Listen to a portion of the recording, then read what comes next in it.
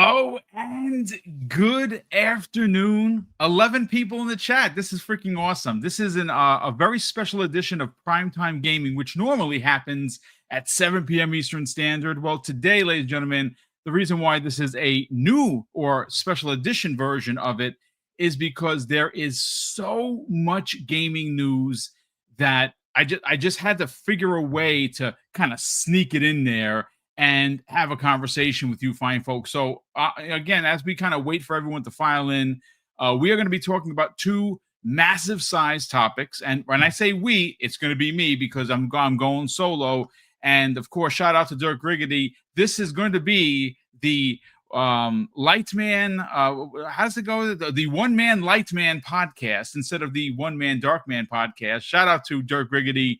And of course, the homies over at the We Bleed Green podcast. Again, I talk about them every week. Some of my favorite shows to watch. Dirt just delivers every time he's hanging out by himself doing the one man podcast. And of course, when Ray, Joey, John, and him get together for WBG, it's always a fun time. So shout out to those gentlemen. And we definitely got to work with them more often. But hey, ladies and gentlemen, thank you so much for tuning in. Again, we're going to be covering two topics that I think have really captivated the, I guess, games media in the last 48 to 72 hours. And of course, what's on your screen right now is of course Call of Duty Black Ops 6. We got a ton, and I mean a ton of Black Ops 7 information. And I got news for you folks.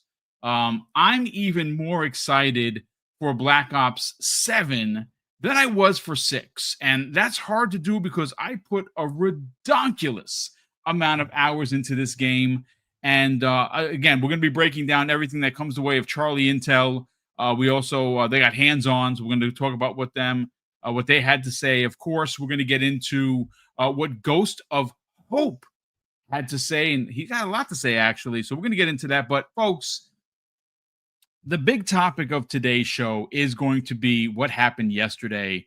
And obviously, whether you follow the trades like me, like the Hollywood Reporter or any of the any of the bigs, everyone was talking about Kojima's OD knock. And we got some information on it that Fuzzy and I have been talking about for months. We're going to break all of that down as to what exactly OD knock is specifically.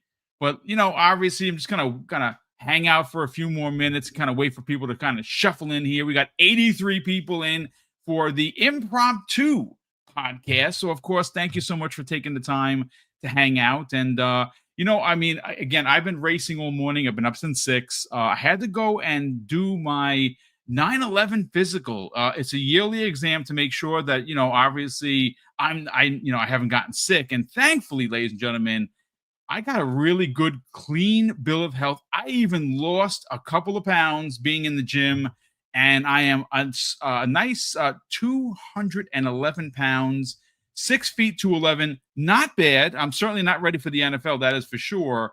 But yeah, I got my clean bill of health today. And I feel very excited about that because, look, video games are fun, and hanging out with you guys and girls every day has just, been a biggest part of my life. But your health, man, health is wealth. And I feel really happy that there's nothing to be concerned about because, again, anyone that's been following 9/11 and the after effects, a lot of people got sick, man. I mean, thousands of people. So I feel incredibly grateful and happy. I'm happy that they didn't find anything, and I feel pretty freaking good, to be honest with you. But you know what, ladies and gentlemen, let's get into the Call of Duty topic. Now, this one is going to have a bunch of different pieces of information and articles that I'm going to use, and I will add every single one of them. Now, this first piece of information, ladies and gentlemen, comes from the official Twitter account of Call of Duty. And why I want to use it is because this was dropped right after the multiplayer reveal. And I got to tell you, folks, it looks fast. It looks furious. And no, there are no racing cars in it, thankfully. It looks phenomenal. But interestingly enough, the content has always been one of the, and it should be the paramount of what makes Call of Duty Call of Duty. Black Ops 6 came out, and there was some criticism early on that, I mean, listen, the game played amazing. I loved every second of it, but a lot of people complained about the, launch content. How many maps, how many operators? Well, folks, I got some information here. And again, folks, it comes away of the official Call of Duty Twitter account. Here is the breakdown for launch day, ladies and gentlemen. It's going to have 18 launch multiplayer maps, 30 launch weapons, next level omni movement. And of course, I was worried what was going to happen with it, whether they were going to keep it or move on to something. I'm happy to know that the omni movement is coming back, and it's going to be, well, next level according to Call of Duty. It's going to have weapon build sharing and weapon prestige, which is awesome. And it has at launch, ladies and gentlemen, 20 plus brutal score streaks. And that is freaking amazing. Now, don't get me wrong. I don't get score streaks every time, but when I'm on fire and I get a few, it just makes this old man feel so good that I actually still have it where I can play. And again, folks, I'm not ready for the bigs, and I don't think I'd ever play, like professionally, because I'm not that good. But I do hold my own, and I'm very excited for what Black Ops 7 is going to be. That's happening soon. You have the open beta October 5th through the 8th. I freaking am going to be there with bells on, and I can't wait. But listen, folks, I'm going to get over to the chat, and again, I apologize for not being able to say hello to everybody because I'm by myself. Yeah, Thanaros, I see you, brother. Boom on a Wednesday morning. Yeah, you know what it is, and maybe you missed it, Thanaros. There is. I'll put it this way: when I do these shows, when I write up these shows, I usually have 10 or 15 topics per show. And what I wind up doing is I scale it down to what's the most relevant part. And there are a lot of times where I write a lot of, a lot of back work that a lot of people don't know. And sometimes, and I hate to say this, most times those hours spent writing these topics, sometimes they don't get used. Now, sometimes they do get forwarded to like the next week if it's relevant and it's something important. I'll put it this way: if I had a panel, I could probably do 4-6 topics. There's that much news, and this is all outside of Tokyo Game Show, which we're going to be covering. We're going to be doing a predictions show later tonight at 7 p.m. We're also going to be reacting to what is expected to be the first, well, not really the first, the updated Wolverine gameplay from Insomnia Games. Again, they said that, again, it was the rumor that by end of September, they would be a state of play. Well, there's one today. And, maybe we get Wolverine. I hope that we do. Shout out to Ultraman, dropping a very generous $5 super chat. It says, "What's up, Boom?" So what's up, Ultraman? Thank you for being here. And of course, thank you for the generosity. We also have another we have a member chat, Jay Rambert, who's been a channel member for nearly a year. Jay, great to see you here, brother. And thank you so much for the support. He says, IGN sucks and needs to be shut down. How do they give Starfield a 7, but Baby Steps a 9? Hashtag corruption at its core. I mean, did they really give it a 9? I mean, are you serious? Look, brother, don't even worry about it. They just gave someone else a 7 that people kind of were breaking their balls about. I don't know what game it was that they gave a 7. I mean, at least they gave the Sonic Racing a 9. Look, it's oh man, it's IGN, man. You can't spell ignorant without IGN. Facts, ladies and gentlemen. So look, let's yeah, I know Ultraman. IGN is an effing joke. Yeah, they are. That's why I don't pay them any attention. They're just ridiculous. But listen, gentlemen, ladies, chat. I want to get back to the topic at hand. And I want to continue with Ghost of Hope. Now, if you don't know who he is, if you're not familiar with who he is, me give you some stats on the man. He is a Call of Duty leaker slash insider. And he's legit. He currently is following 325 people, which is a little, but he is also followed by nearly 108,000 people on Twitter. 107.3K. Listen, I've been following him for years. I appreciate the work that he does because scooping is not easy, and you get criticized a lot for getting it wrong. Trust me, I know. Hell, I got criticized for getting it right with Helldivers 2, and I still never got my apologies. So shout out to Ghost of Hope for continuing to deliver the big news. But look, let me read what he had to say, and it's pretty lengthy, so folks, bear with me here. Again, the official Twitter account of Ghost of Hope, he goes on to say this: exclusive.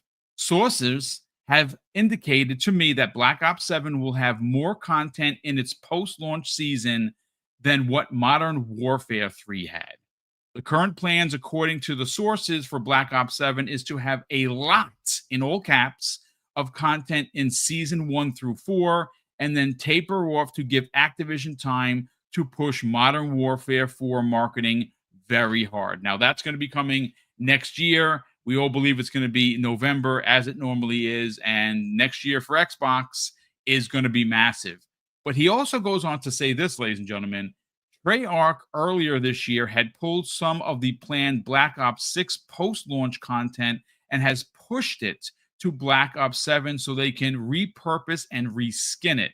Now, I don't have a problem with that because it's content that was originally going to be new content for Black Ops 6, but they decided to then pause that and put it for Black Ops 7. So that to me is perfectly fine because it's content that we haven't gotten, and they're just moving it to the next game, which will be out in a couple of months. And finally, he goes on to say, ladies and gentlemen, Treyarch and Raven, etc., are being told to leave nothing on the table for Black Ops 7 and Warzone because the engine upgrade for Modern Warfare 4, which has been told to me it will be a very significant, would require those assets to be heavily reworked. He goes on to say, in closing, ladies and gentlemen, finish everything and release it before Modern Warfare 4 is the current agenda at Treyarch and the other studios. I mean, look, if the engine, I don't know about anybody else, how many people in the chat actually still play Call of Duty? Because, depending on who you talk to, right? If you talk to some toxic MFs, Call of Duty is dead. And a lot of that, that cumbersome hate comes from the fact that Microsoft owns Activision, right? Xbox, they're part of Xbox Game Studios. Activision, even though they're a separate publisher, they're owned by Microsoft. It's Xbox first party. It's an Xbox Game Pass. Gamers like us who are subscribed are winning. We win every month, and we win even more when big AAA bombs, and I would even dare say quadruple A bombs like Call of Duty come to Game Pass and still are one of the best selling games on PlayStation to this day. And if you don't know what I'm talking about, there was that chart that came out about the top 20 games for PlayStation in the last 30 years. Well, interestingly enough, at the number 5 spot was Black Ops 6 for the most paid for games on PlayStation in the last 30 years. Number 5. So, yeah, Call of Duty isn't dead. Xbox Game Pass gamers keep winning. We do. PlayStation gamers, you keep winning too because you get to buy the game. Because I know that's a big topic. Oh, I buy my games, boom. I don't rent them there. Welfare pass, fine. Buy the games and continue to help Treyarch and the rest of the studios put out new content like Modern Warfare 4 with new engines. So thanks so much for that. But there is a lot of Call of Duty news happening, and we got another piece that just came in literally minutes ago. So, of course, I want to give credit where credit is due. Let me go to my profile and give him a shout-out for sharing this with me. Here it is right now. Charles Wilson on Twitter sent this piece of Call of Duty information that just dropped, and it's It's pretty big, folks. So it says this, and let me just read verbatim from it. It's from Charlie Intel. And Charlie Intel, listen, I know a lot of people don't like them because they're more PlayStation focused. Folks, that's okay, man. It's you, who you need to keep an eye on are the toxic PlayStation players who use hate mongering and ugliness to further their anti-Xbox agendas. That's who you got to keep, keep in your crosshairs. Simply because they are parts of the community that I detest. And I'm sickened, which is why I don't name the names, because then you would see the real venom come out of me. I don't like hate. I don't like someone being distasteful or disingenuous. And a lot of the most vocal PlayStation guys and girls are exactly what I just described. And so I keep myself away from them. I don't even interact with them. Most of them are blocked or muted or both. And I'm fine with that. But I like Charlie Intel. I've been following them for years. And well, they dropped the intel and they put out a post again earlier today where it says, "We had a chance to play Black Ops 7 multiplayer beta at Treyarch last week." Okay, so folks, look, you may not like them, but they've been acknowledged by Activision and Treyarch, and I'm sure this is not the first time that they've been brought out there to try out, one of the multiplayer betas before anyone else, and that's a pretty big deal. It goes on to say maps, uh, very colorful, comparatively better 3-lane design, and more areas to use Omni movement, which is pretty good. UI greatly improved, especially when it comes to the loadouts, and that's pretty good. The modes that they were able to try is Overload is the new boots on the ground version of Uplink. And I mean, again, that's all it had to say. And I would imagine that the more people that got hands on start tweeting about it, we'll get some more information. And obviously, if it's that big of a deal, we'll cover it in other podcasts. But yeah, I'm very excited for Black Ops 7. I cannot wait for the beta. I don't know about you fine folks, if you're as excited as me. I want to say, and again, I don't know for sure. I have to go look. I probably have like 20 days in Black Ops 6. Like that's how much I really love it. Now, I haven't been back in a couple of weeks because the truth of the matter is, folks, there are too many freaking games. Like I am playing Dying Like the Beast, and I stayed up to last night. This old man, my God, I can't do it like I used to back in the days. Pause for that for a second. Hold on a sec. There are blue pills for that. Uh, I stayed up to almost 2 o'clock in the morning because once that game gets you, it gets you. It's really good. And you've heard me and Umber talk about the way we play games, and you kind of look to the left and you're like, oh my God, there's something shiny over there. But the mission's over here, but there's something shiny over there. And well, hours and hours and hours of side missions later, I'm like, my God, I want to say, oh my God, I got about 25 hours in that game, and I have only unlocked like the first section of the map. The map is big. I got to get to some of the other areas. It's crazy good. Again, I'm very happy to have bought that game. I had forgotten that it even came out, but shout out to Be Nice with all the laugh emojis. How's it going? But yeah, I mean, listen, at the end of the day, folks, if you are someone that appreciates what they've done in Call of Duty, because I think 6, at least for me, is probably the best multiplayer in years. And hearing that 7 is going to be, they're upping the ante gets me even more excited. And then when I hear that Modern Warfare 4 is getting an upgrade to the engine and it's really going to be a balls to the wall, I really hope Infinity Ward does come back in a big way. Honestly, Treyarch has taken the mantle of, the team. It used to be Infinity Ward way back in the days. I'm not saying they don't have talent. I mean, hell, I couldn't design this. I don't know what to look at with C+ or C++ if my life depending on it. But I do like what Treyarch has been able to do over the years. And I think they have earned the right of being the big bad, in my opinion, of Call of Duty. And I'd like to see Infinity Ward come back and potentially retain that title, to be honest with you. But Yeah, I mean, listen, again, if you're excited for as much as me for Call of Duty Black Ops 7, that's coming out, after Battlefield 6. Battlefield 6 releases next month, I think. I'm pretty sure of it. And I don't necessarily know if what the fall off is going to be, because I know, again, like I said in the opening, I think a lot of people, when you start hearing the Call of Duty is dead, garbage, Game Pass fodder. I mean, folks, the numbers. You know how I feel about evidence based conversation, right? The numbers don't lie. And again, I'm going right back to that chart, right? We got a list from Circana, the top 20 best selling games in the last 30 years. 12 of those 20 were Call of Duty. But the interesting note to take away from this is at the number 5 spot is Black Ops 6 that released last year. I just want to put that in perspective for a second. Whenever you hear it's Call of Duty is dead, no one's buying it, please revert back to this podcast, clip this, and just put it out there. All right. The last 30 years of PlayStation, the best 20 selling games. And at the number 5 spot is Black Ops 6. That's all you need to know. Right. End of conversation. It's selling. And it's in Game Pass, by the way. So the whole Game Pass is going to kill Call of Duty. Another narrative destroyed.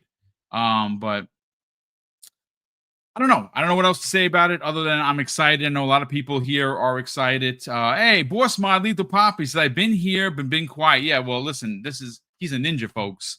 He walks silently and carries a really, really big band stick. Pause. And he'll let you know about yourself by blocking you and sending you to Hades. So shout out to you, brother. Best mod in the business. We love Lethal Pop over here at Double Barrel Gaming. So thank you so much. Hey, what's up, Sin? Nice to see you here as always. But look, man, we got to get into what happened yesterday, ladies and gentlemen. Look, whenever you talk about Kojima, whenever you talk about Kojima Productions, it's kind of split a little bit. I don't know if it's a 60-40 split. I don't know if it's a 65-35, but there is a loud vocal minority, I would say, that says, well, Boom, that Kojima, he's overrated. I didn't like X, Y, and Z. And I'm going to have to push back and say, I disagree. I don't think he's overrated. I think, and I said this yesterday, he's a genius. And does that mean he's the smartest man in gaming? Does that mean he's the smartest man? He's gonna cure cancer? No. But his genius comes the way he tells his stories. Now, look, I'll be the first one to say some of his storytelling is a bit wacky, right? Like Death Stranding is a perfect example, right? I thought it was a pretty good story, but it is all over the place. It's some of the stuff I didn't even understand, to be honest with you.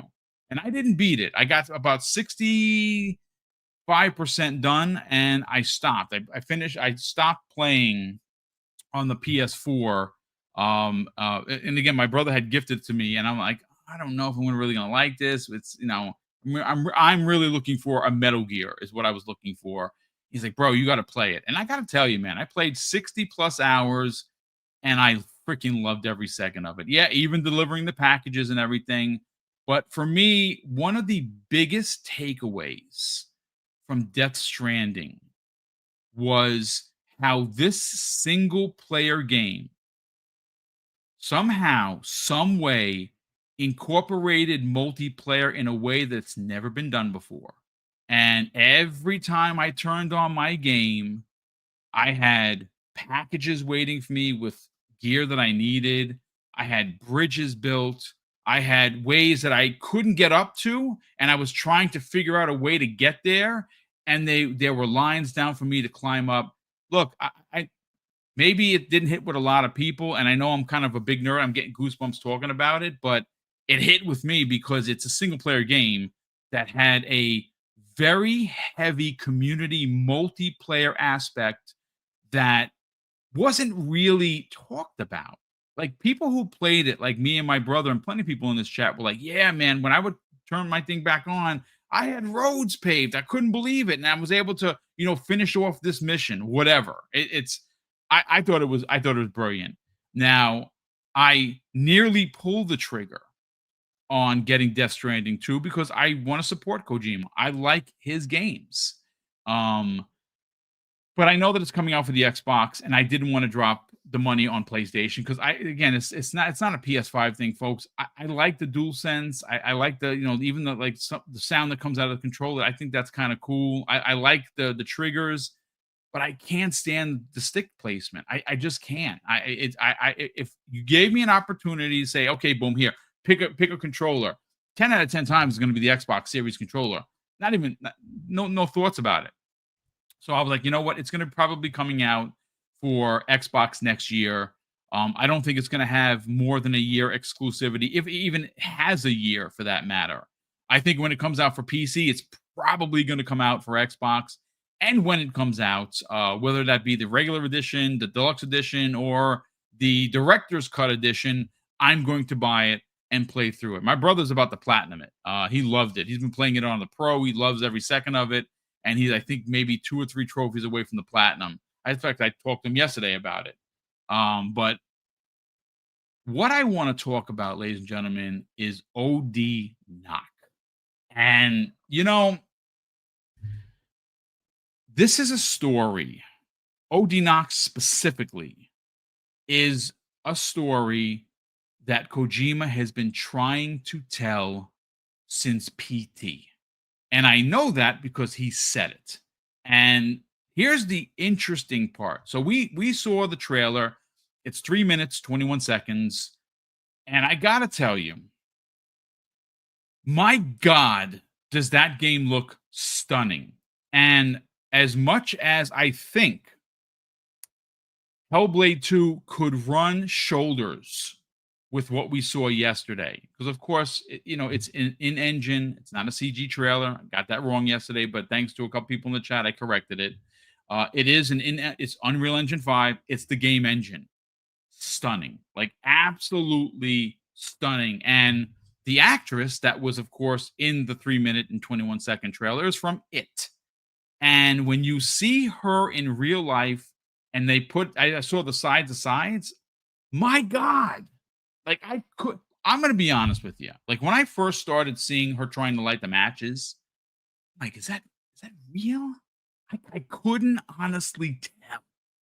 And all I can say is I am very excited for this. Now, the new information that we have, and of course I want to give him a shout out. We don't always agree, but I do like what he writes legitimate good stuff, not console war stuff. So I'm talking about Derek Strickland of Tweetown. Well, he put out an article, which of course I am going to add to the show notes. So please get over there if you want to read about the more information about what's going on with Death Stranding. Give the guy a click. It's well written. I very much enjoyed it. That's why I'm using it. So Derek goes on to say in the title of his his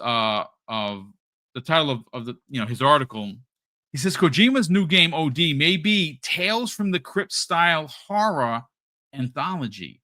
He goes in the subtext. It says Hideo Kojima's new game OD might actually be a Tales from the Crypt style anthology where horror directors take turns making segments and episodes. Now, does that sound familiar, ladies and gentlemen? And I'm going to toot my own freaking horn here. Maybe even give myself a pat on the ass because I have been talking about this forever. You know that if you follow Double Barrel Gaming, especially Lunch Break Special with me and Fuzzy, we talked about this to death.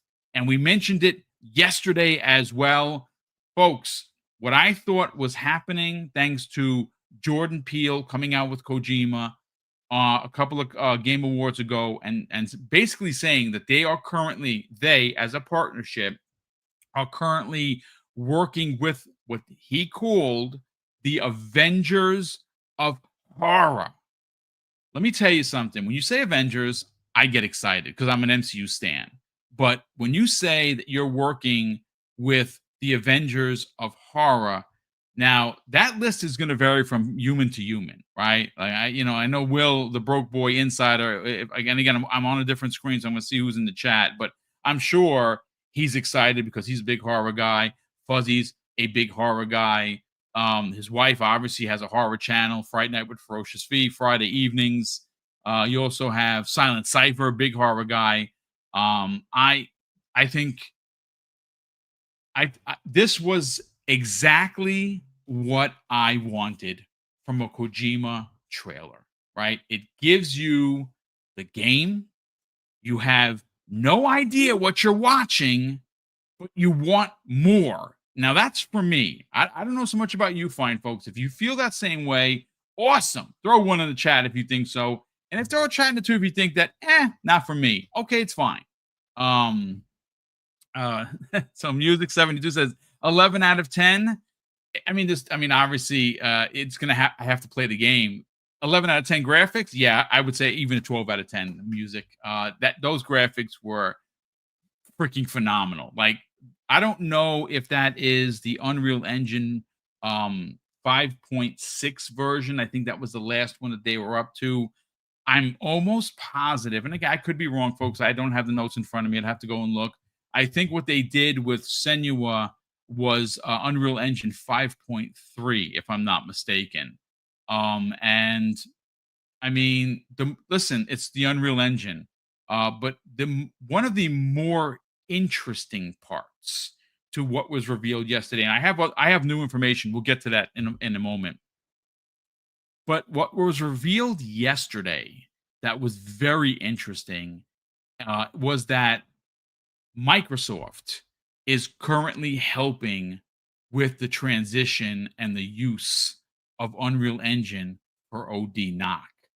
And that's a really big deal because whether people know it or not, and I know this thanks to Crispy Bomb and a few other people that know about the coalition, they have a separate team that came from the coalition that works and helps all of Xbox Games Studios with their Unreal Engine projects. That's a freaking really big deal. That's almost on par with the team that has no name over at Sony that takes a finished game and gives it that movie look and feel, right? I don't even know if the team has a name. It's a team with no name, but they exist because they're an important part of what Sony does with their first party games. That's how and why they look like they look. Maybe not every one of the games are for you. I get it, but there's a team that goes out and helps make these Sony games look like movies, right? Sony Pictures, folks. Getting back to OD, right now, currently, it is coming to PC. It is coming to Xbox. Is it going to come to PlayStation 5? I mean, if we just read the tea leaves or just turn the page and read the way Xbox is moving these days, it could even launch day and date, which I wouldn't give a shit. Who would care? I mean, I think most of the OG Xbox guys are so numb to the multi-platform thing that we don't even care. Dirk Riggedy talks about it all the time. That yeah, he did care at one time. Yeah, I did care at one time. Do I care now? No, I don't really care. It's because there's nothing I can do about it. I don't make any of the big decisions. But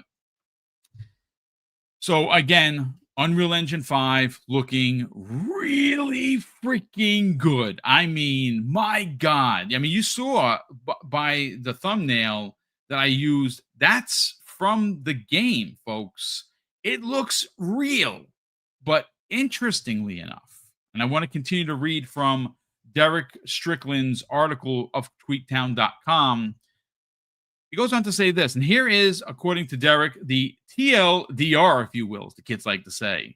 Hideo Kojima's new horror game OD, developed with, ladies and gentlemen, Jordan Peele, promises an innovative anthology blending interactive gameplay and cinematic storytelling, featuring unique fears crafted by multiple directors. OD offers a fresh, immersive horror experience with real-time interactivity via Xbox Cloud Gaming, redefining the genre's boundaries. Now, this is a really big deal. Again, I give myself a couple of flowers here because I've been calling for a while, ladies and gentlemen, that it was going to be an anthology. Now, what's interesting, and again, this is a piece of information that came out late yesterday.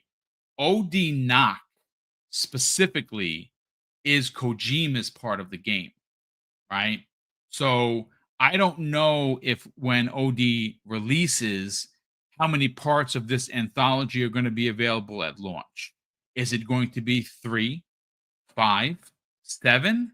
Because the way it was originally pitched is because it's cloud based, they're going to continue to add to this. So I don't necessarily know if there's ever going to be a quote unquote knock, an OD2, right? Because they don't have to do that. If this is an ongoing anthology tale, they can simply have a director work with said director. Like for instance, let's just take for instance James Wan. Uh, very very famous for The Conjuring and all of the Conjuring universe that he created. That dude's aces in my book. I love James Wan. I love the work that he's done with The Conjuring and all of its universe that spans. I think it's got to be about 10 films now, and it just had the final film, I believe, come out and did very well for WB in the new Conjuring, which we have to get. I'm probably going to wind up, either renting it or buying it all together because I love the films. But if James Wan wanted to be a part of this, the question would be, whose story is he telling?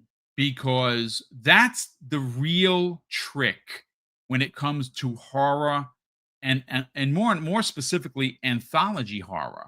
Because the way, like, Mrs. Boom and I are big horror buffs, right? And some of the best ones that we've ever seen, I mean, we watch them from every country, Japan, Korea.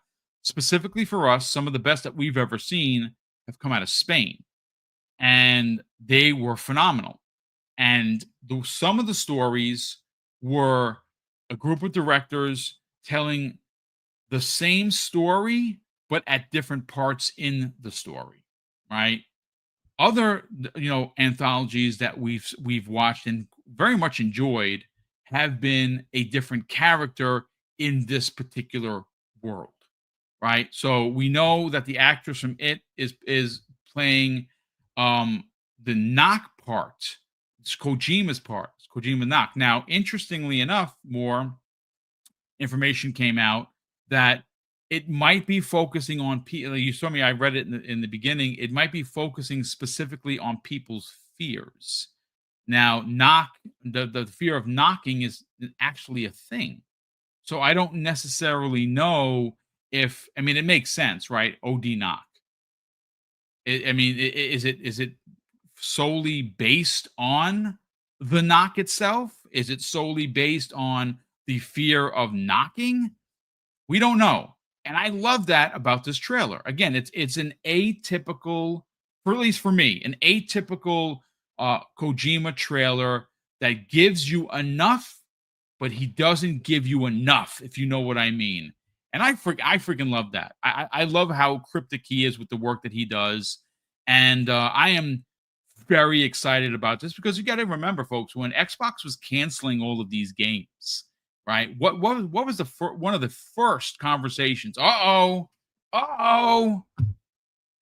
game canceled. He takes years. Well, we know thanks to him and the trailer that it's well underway. We know that he's teamed up with Jordan Peele to bring this to a reality. Jordan Peele, one of the, I'd say, modern horror directors, one of the best in the business. Now, he did have a new film come out that's not doing really so well, but you can't hit a home run every time you come to the plate. That happens, folks. That's just the way it is. Navy Shadow goes on to say, just hope it doesn't get dropped like Swery's D4. Wish we got more episodes of that. I mean, that's an interesting take. D4 was a game that probably had a lot more potential, but it was just surrounded by a lot of limitations. This is, I think, a little bit different. I think that because Kojima, you got to remember, folks, what's interesting about this whole Kojima story is dates back to PT, right? Now, PT was supposed to come out, and it was supposed to be, at least what we thought it was supposed to be, a new Silent Hill, right? We got the demo, we played it. It was terrifying, and it was in just a couple of corridors, right? And it never transpired. Kojima had the big falling out with Konami, and for good reason, because Konami did him wrong. There's just no doubt about it. And of course, he goes over. He does Death Stranding with PlayStation. It's an exclusive. Okay, great. It comes out and it didn't sell as well. And Sony was a bit disappointed that it didn't sell as well. Why didn't it sell as well? I have no idea. I wasn't on the hook originally, and then I got the game and I'm like, man, this is really freaking good. It came out with the director's cut, and then we saw him go over to Stadia, and that was a bit of a weird one. And I think the reason why he didn't go to Sony is, and again, this is just my opinion, folks. I think after what happened with Death Stranding, it left a bit of a bad taste in Kojima's mouth with Sony. And well, he went to Stadia, and then Stadia fell apart. And then when he left Stadia, he approached Microsoft. Now, again, that's what I have heard. I don't know if that's a fact. I don't know if Microsoft went to him or vice versa. What I heard is that he pitched this cloud-based horror anthology to Xbox. And obviously, well, here we are, folks. All these years later, we got the trailer. It's 3 minutes to 21 seconds. It is his tale that he is telling. And I can't wait to hear more about it. I don't know so much about you fine folks, but yeah, I mean, at the end of the day, the new information, it is a horror anthology. Jordan Peele is partnered with Kojima to bring this to fruition. There was no release date or even a release year for that matter. But here's this is an additional theory on me. Because there's no full game that has to be made, right? It doesn't have to be a 20-hour experience. For all we know, this could take place in that apartment complex or building that the actress is in. It could even take place in just the apartment, which would be kind of lame, to be honest with you. I want to know more of the story, so it can't be just her trying to light candles. I mean, it's got to be more to it. But I think that because it's not a full-on game, we might be able to see this release sooner than later because, again, you're not trying to you start out at point A, Z's all the way over there. We got to get there, grind, play test, grind some more, play test, whatever, Z, release. I don't think they're going to have to do that. So this could legitimately come out in parts like we originally thought it might. And it could come out in parts of 3, parts of 4. And then every couple of months, they get a new edition, a new director comes in. Again, I don't know how far in development they are. I know that they say it's far underway. And they're working with directors with an S. So there are a lot of people, there are a lot of hands on this thing. Who knows? Could it come out next year? Sure, it absolutely could. Would it be more likely to come out in 27?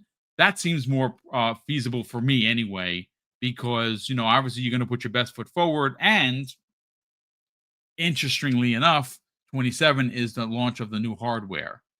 So yeah, I can actually see that happening. That would be actually pretty dope. So Roshan Impenger says, Boom already doesn't like Project Mara, LOL. You know what's interesting? I cannot wait to see what that is. It's psychological horror.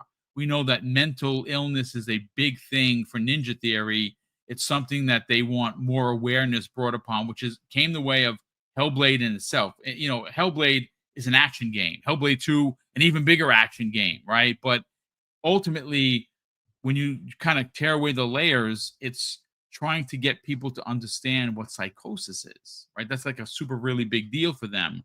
And Project Mara, even though it's going to be psychological horror, I'm sure that there is going to be some sort of awareness for a particular disease in psychological disorders. And I think that's brilliant, to be honest with you. When you just Gaming is what it is. It's supposed to be fun. We're supposed to it's supposed to be engaging. It's supposed to take you away from the shitty day that you had at work, or the argument you had with your significant other, or just the world is dumped on you and you just kind of want to, put that send that to Hades and just enjoy your favorite game.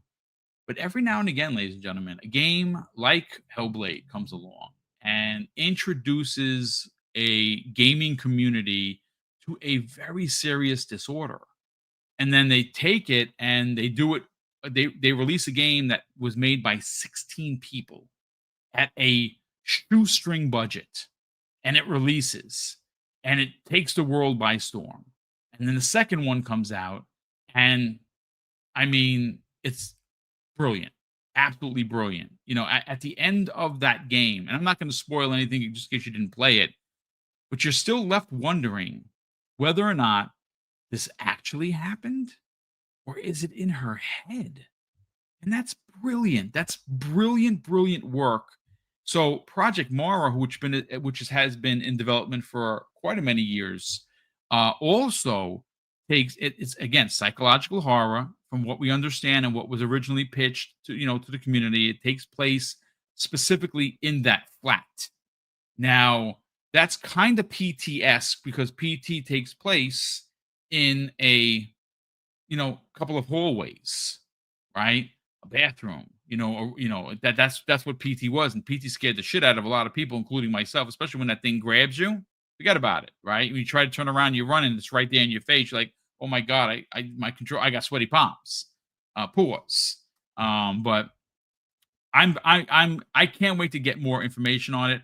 I'm actually, it's funny you mentioned that, Roshan. I'm very surprised that we didn't get an update on at the June showcase, because that would have been a bet I would have lost. I would have been like, yeah, that's probably going to show up because obviously they've already announced that Hellblade 2 coming to PS5.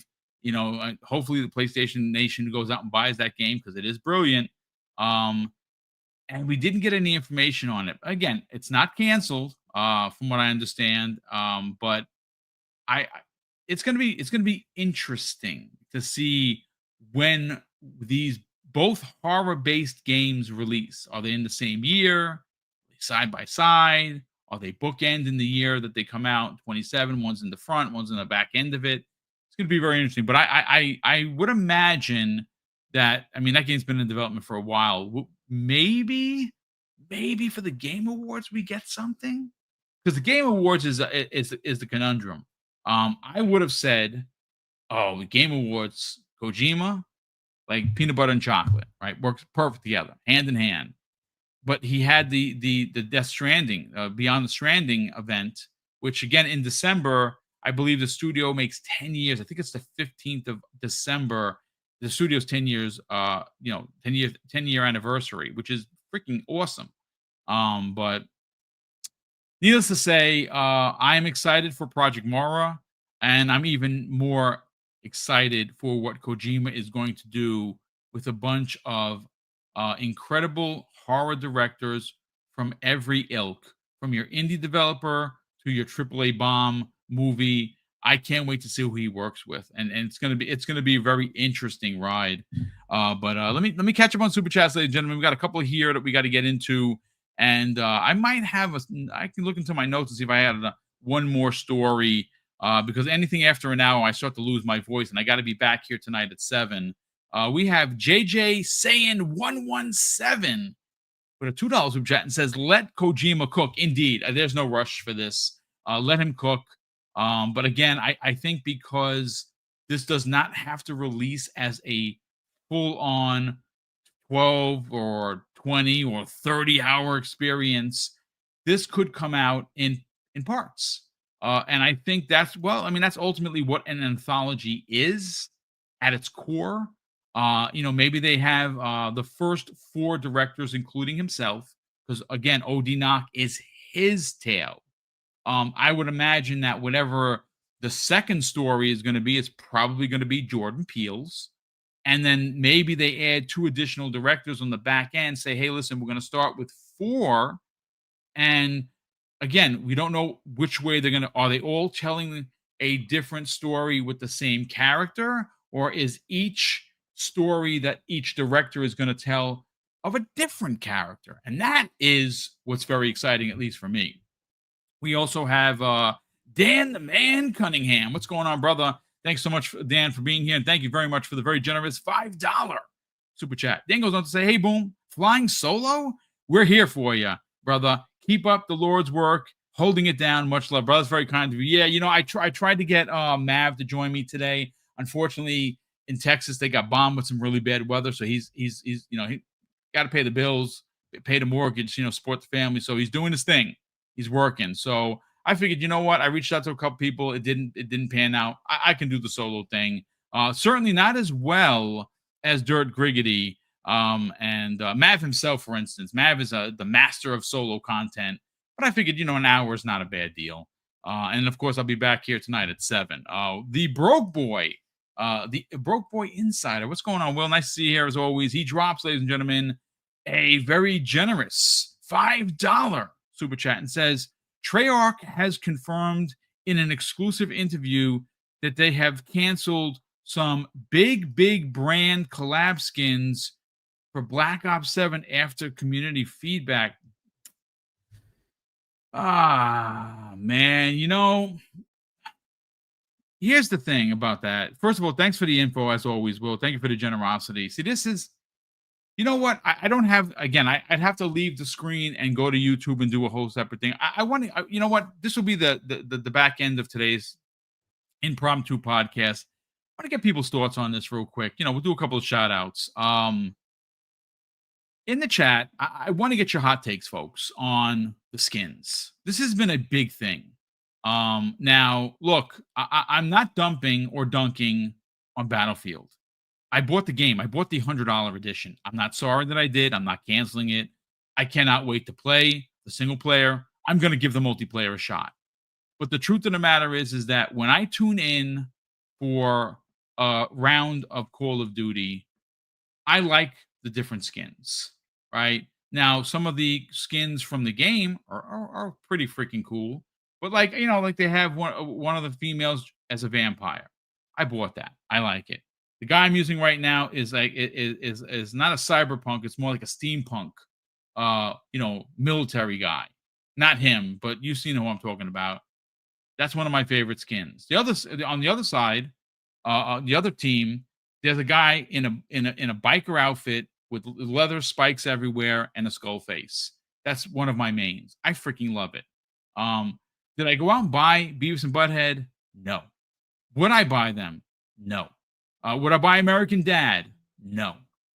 Do I care? Do I absolutely, in my heart of hearts, care if someone does? No. So I think where this comes from is that, listen, let's call a spade, folks. There are a lot of people excited for Battlefield 6, and for good reason. They haven't put out a really good one in a long time. Like most people, most true and pure Battlefield fans can equate Battlefield 4 as the last one that they loved. They're like, oh my God, the multiplayer, I played it, I put 1,000 hours, I loved every second of it.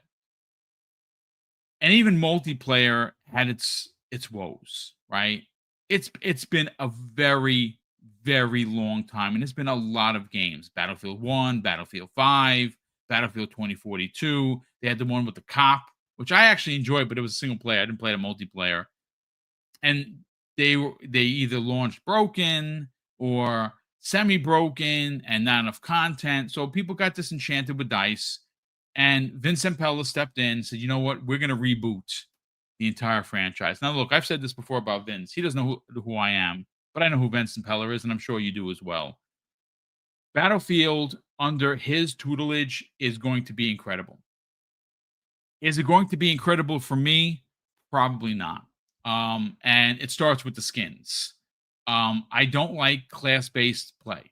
So I'm not, I know that there is the ability to play, you know, pick a weapon, pick a character, go. That's probably what I'm going to, that's going to be my main. I'm not going to play class-based at all. I don't like it. And if you do, awesome. But my biggest gripe And this is actually not pointing out anybody specifically. Nobody like, like I'm going after, creator A or community member B. Listen, everybody's entitled to their opinions. I don't have to agree with them, and some of them I don't. And one of the big ones I don't is, well, Battlefield 6 bringing it back to, the real war. Real war what? You guys are playing a video game, ladies and gentlemen. Who cares what your character looks like? Who cares if he has a scarf around his face or he's dressed up as Beavis or Butthead? I don't give a flying shit, to be honest with you. I'm playing, I'm enjoying it. You're being, it's 12 on 12. You're all, if you're on team red or team blue, you're trying to kill the other team and you're trying to get to 100 kills before the other team.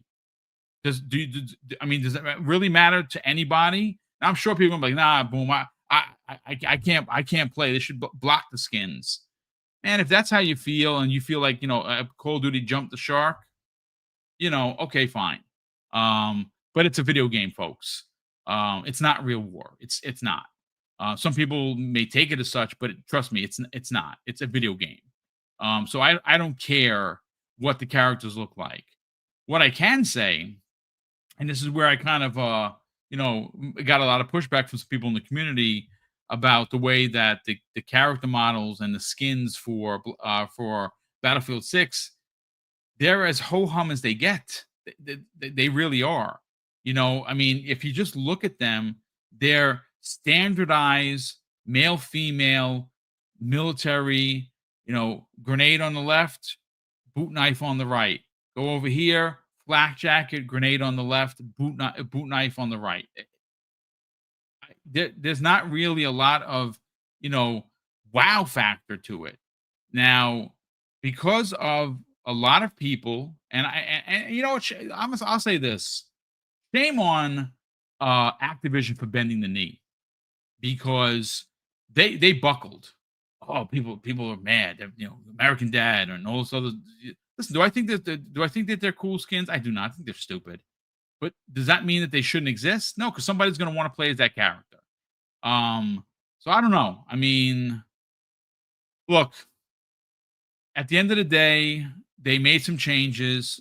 I think some of the characters for Black Ops 7, because there's 24 operators at launch. That's one of the pieces of information I kind of left out. And maybe I said it, maybe I didn't. The 24 operators, and some of them are robots, man. I know they're not, like Beavis and Butthead robots or American Dad robots, but they're cyborgs. They're not real. But at least they exist. I did see about six of the skins. I was like, yeah, I'm definitely using that one, both male and female for that matter. I was like, yep, that's definitely a skin I'm going to use. But I don't know. Again, it's Sutton says skins versus shirts. So I remember that from way back in the days. That's great. But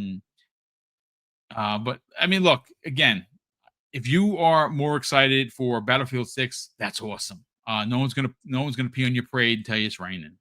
Be excited for what you want to be excited about.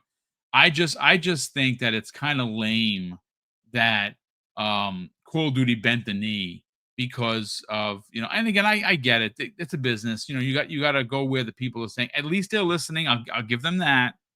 But look, like this in front of you. Is this dumb? The guy doing a rainbow, doing the unicorn thing. Like I wouldn't do that. I have a guy pointing a gun at you or doing the slap. He goes, okay, I'll do that. But I'm not going to do the unicorn dance. But somebody's going to do it and like it. Who cares? Right? But we'll see who does better. I think that there is an audience for both. I think both games can exist.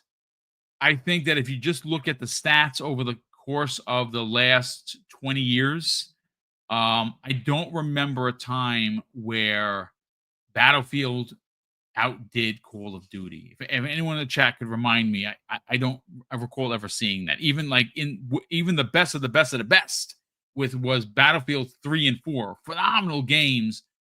I think they might have given Call of Duty a run for its money. I don't think that they've ever actually beat them. We will see. Broke Boy says, I don't think that it ever has. Yeah, and I don't think that's going to happen here. Look, there's going to be a huge audience that buys both. there's going to be a bunch of Battlefield players that are gonna be like, yeah, Call of Duty, you're out because the real granddaddy is back. And if you're one of those people, that's freaking awesome. I think it's going to have a lot of people. It's Vincent Pella, man. Whatever that guy puts his hands on, it becomes gold. He's that good of a leader. And I think that Battlefield 6 is going to do some big numbers. I just don't think it's going to do bigger numbers than Black Ops 7. I just don't. But again, we will see. But ladies and gentlemen, let me just make sure I'm caught up on super chats, and we will get everyone out here. And we are, folks. I hope you enjoyed the today's podcast. Again, it's impromptu. I don't know how many views we're going to get out of it. I'm probably going to try and break this up into smaller videos at some point, but the rest of the week is super busy. So tonight at 7, I'll be back here for Primetime Gaming with Hargeet Chani and Tikio Kayasante. Tomorrow, another double dose of Double Barrel Gaming. I am going to be going live at 9 a.m. tomorrow to cover the results of the Tokyo Game Show. The Broke Boy Lewis will be joining me at noon to continue the coverage. So it's going to be 2 hour 15 episodes. So and I'm going to be reacting to what Microsoft showed, because all we know right now is that it's a Microsoft Game Studio title held in secrecy. I kind of think we all know what it is, right? Like it's Forza Horizon 6 in Japan. But maybe it's not. And I would be crushed and devastated if it's not, but let's hope that it is. So I'll be doing 2 shows tomorrow, one at 9 a.m. I'm going to start working on that so I can get the thumbnail up and running for both of those shows, either this afternoon or later tonight. But if you don't see it uploaded, it's because I'm working on it. And yes, there'll be 2 shows tomorrow. Each show will run about an hour and 15. Will the Broke Boy Insider is going to be joining me at noon to help me with, additional thoughts and theories, because obviously Microsoft isn't the only one going tomorrow. We're going to be breaking down all of what happened. And depending on what actually happens tomorrow and what shows, I'm expecting Sega to be there in a big way. Friday morning's Breakfast with Boom, 10 a.m. Eastern Standard Time, with myself and the crew. We'll be back, and we'll probably be breaking down. I have 2 Xbox topics that I have not been able to get to, folks. Again, there's so much freaking news.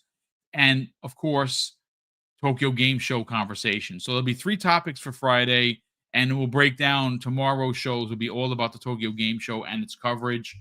Again, folks, thank you so much for tuning in. I do appreciate all of the new subs we've been getting. We got quite a few. We're almost at 11-2. No, 11-2. That was a long time ago. We're almost at 16-2, which is great. And that means that we'll be 800 away from 17K. Folks, I keep saying this. I got to keep saying it, because if I don't remind people, there is a hype button now. The hype button is something new that YouTube is trying, and it is to give smaller channels. When I say smaller, you would think that they would give anyone under 100,000 the hype button. No, it's 500,000 or under. Which, if you look, let me just say this: if you're like a Colt Eastwood, I love Colt. That he's arrived, folks. I mean, he's closing in on 200,000 subscribers. Does he actually need help? He doesn't, because his podcast gets into the algorithm, and he puts out good content. And I love Colt. I think that this should have been for anyone under 100,000, to give smaller channels like myself and Kei Asante and Living Split Screen and Mav and so many others. The Iron Lords, for instance, the Iron Lords are closing in on 25K. You'd like to see, smaller podcasts like that get, an extreme use of the hype button. But again, I don't know if it's going to help the channel or it's not. But if someone that cares about the channel and you want to help us grow, please, for the love of Joe, hit the hype button and let people know about Double Barrel Gaming. But of course, that is going to do it for us here. Again, apologies that I could not shout out everyone individually. When you do the thing solo, it's tough. Believe the Papa, thanks so much for that, brother. He says, hit the like button and sub if you have not yet subbed. And I do appreciate that, Lethal, very much. Listen, folks, thank you so much for tuning in. We appreciate you. We love you. Big thank you to all of the super chats, channel member chats, and gifted subs that continue to come in. And of course, I'm going to close out the show with something that's incredibly important to me, ladies and gentlemen. Hopefully one day it'll be important to you. And that's something that my dad taught us when we were kids. And he would say, Craig, treat others how you want to be treated. And also, it doesn't cost anything to be nice. You live by those rules, son. I can guarantee you, you're going to have an awesome day. So take care, everyone. And we'll see you tonight on the new episode of Primetime Gaming with Mr. Boomstick and Friends.